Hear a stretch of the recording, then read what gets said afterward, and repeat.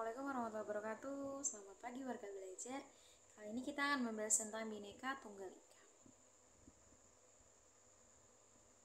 Apa sih arti Bhinneka Tunggal Ika? Berbeda-beda tapi tetap satu jua ya. Sini kita akan membahas tentang kampung global kita dan masyarakat global, pertukaran budaya di pentas global. Konteks lokal, kolaborasi budaya, merawat tradisi lokal, dan kebinekaan. Ada problem dan tangan-tangan, diskriminasi, terus ada toleransi, ada bullying, ada strawberry. Lanjut. Nah, di sini ada tentang globalisasi ya. Oke, apa sih globalisasi itu? Sebenarnya globalisasi itu apa ya? Untuk fenomena berwajah majemuk, istilah globalisasi sering didefinisikan sebagai internasionalisasi. Jadi hubungan antar negara, meluasnya arus perdagangan dan penanaman modal. Jadi kita bahasnya untuk 3 dulu ya. Ada globalisasi dan pengaruh terhadap pembentukan identitas dan Pancasila di era globalisasi. Jadi untuk yang positifnya kalian tahu, untuk kita buat ngakses semua informasi yang ada di di media akan jauh lebih cepat ya. Terus kita memudahkan kita untuk belajar online jarak jauh seperti ini. Terus masih banyak lagi ya. Tapi kalau untuk hal negatifnya banyak juga. Contohnya kayak merajalelanya orang-orang yang menyukai kayak K-pop sampai mereka lupa akan identitas negaranya, sampai mereka jauh lebih cinta dengan produk-produk luar negeri dibanding dengan produk Indonesia. Padahal kan hitungnya kalau kita mencintai produk negara kita sendiri, sama aja kita akan membantu perekonomian negara, begitu.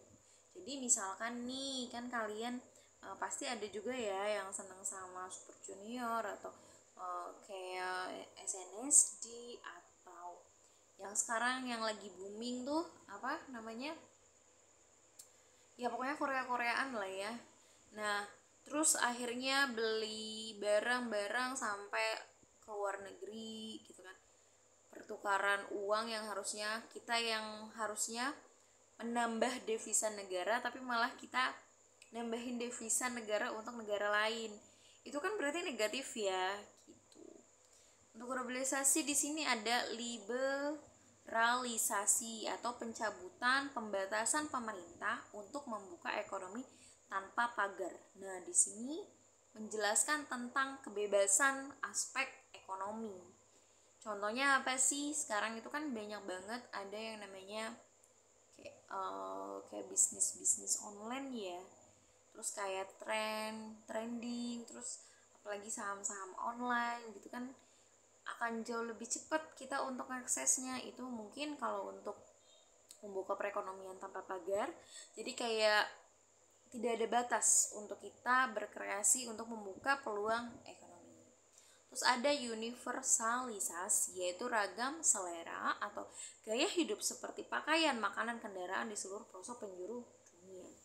Ada namanya westernisasi atau amerikanisasi, beragam hidup model budaya barat atau Amerika. Kayaknya kita jauh lebih ke budaya Asia ya. Identitas nasional di era globalisasi. Ada beberapa nilai-nilai yang terkandung dalam Pancasila dalam kehidupan sehari-hari.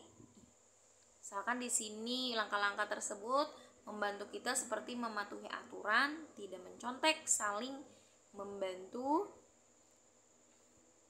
terus tidak membeda-bedakan orang di lingkungan sekitar dan menyelesaikan masalah sesuai dengan musyawarah. Ini Pancasila ya. Terus upaya yang harus dilakukan, apa aja sih upaya yang harus dilakukan? Berarti kita mempelajari dan melestarikan budaya lokal. Ingat ya, seindah-indahnya negara lain tetap jauh lebih indah negara kita. Kenapa Bu Zia bilang begitu? Coba kalian lihat pemandangan alam Indonesia itu sangat-sangat jauh lebih indah daripada pemandangan alam yang ada di luar sana. Kita jauh lebih menarik loh, kita jauh lebih indah, kita jauh lebih kaya, kita jauh lebih murah. Kan kalau kita bisa jalan-jalan mengelilingi Indonesia itu kan hitungnya akomodasinya tidak semahal seperti kita mengunjungi negara lain. Terus juga kita bisa bersosialisasi dengan budaya-budaya kita sendiri. Oh, kita bisa tahu budaya-budaya kita yang kita nggak tahu nih. Misalkan kayak saya sendiri, Buzia orang Sunda, Buzia taunya cuma suku Sunda tuh seperti ini.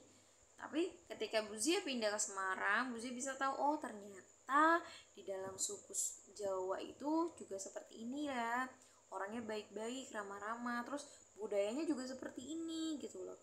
Terus di sini ada bahasa yang unik, ada tulisan yang sangat keren hitungnya kan, yang harus kita pelajari, harus kita lestarikan. Jadi jangan sampai nih budaya kita diakui oleh negara lain.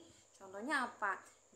Ada nih, bisa pernah baca, itu ada artikel di mana gamelan Jawa itu jadi materi wajib di SD yang ada di Singapura.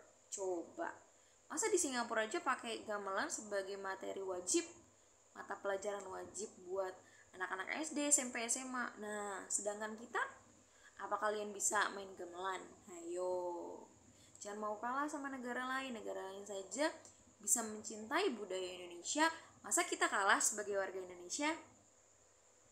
Nah, sekarang sebutkan apa aja sih dampak positif dan negatif masyarakat global dan pertukaran budaya juga di pentas global. Bisa kalian searching, terus kalian kembangkan dengan bahasa kalian sendiri gitu ya.